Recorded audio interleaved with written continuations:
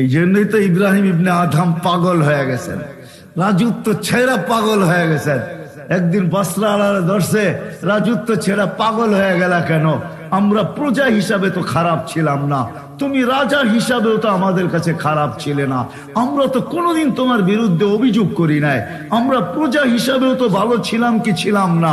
বলে প্রজা হিসাবেও ভালো ছিলাম, আমি রাজা হিসাবেও তোমাদের কাছে ভালো ছিলাম, কিন্তু 4 প্রশ্ন আমাকে পাগল করে দিছে।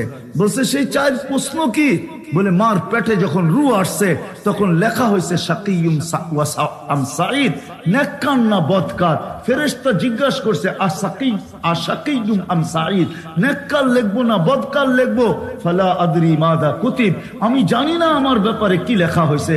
মৃত্যু লগ্নে যখন বুকের হাত রাখবে মালাকুল মউত, তো 2টা সম্বোধন করবে, উখরুজি আইয়াতুহান নাফসুত তাইয়্যিব মিনাল জাসাদিত তাইয়্যিব ইলা রাউহিন ওয়া রাইহান, অথবা বলবে উখরুজি আইয়াতুহান নাফসুল খাবিস ফালা আদরি মাযা ইউখাতিব, আমি জানি না আমাকে কি বলে সম্বোধন করা হবে।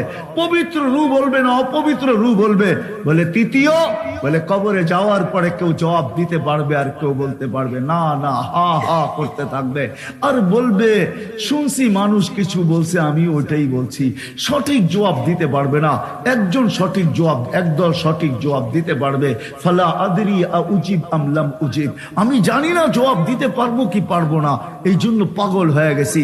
বলে চতুর্থ, বলে কিয়ামতের দিন 2টাই দল হবে, ফারিকুন ফিল জান্নাতি ওয়া ফারিকুন ফিস সাঈর, অথবা একদল জান্নাতে যাবে একদল জাহান্নামে যাবে, অথবা আম্মা মান সাকুলাত মাওয়াজিনুহু ফাহুয়া ফি ঈশাতির রাদিয়া ওয়া আম্মা মান খাফফাত মাওয়াজিনুহু ফাউম্মুহু হাবিয়া।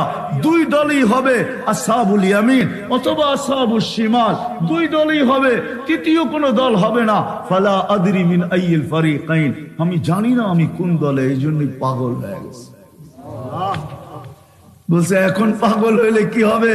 যখন জানোই না, বলে পাগল হয়েই দেখি, পাগল হয়েই দেখি। কেননা মালিক বলে দিছেন আল্লাযীনা জাহাদু ফিনা লানাহদিয়ান্নাহুম সুবুলানা, এখনো সুযোগ আছে। উম্মতি মুহাম্মদী হওয়ার কারণে কণ্ঠনালীতে রূহ আসার পূর্ব মুহূর্ত পর্যন্ত সুযোগ আছে।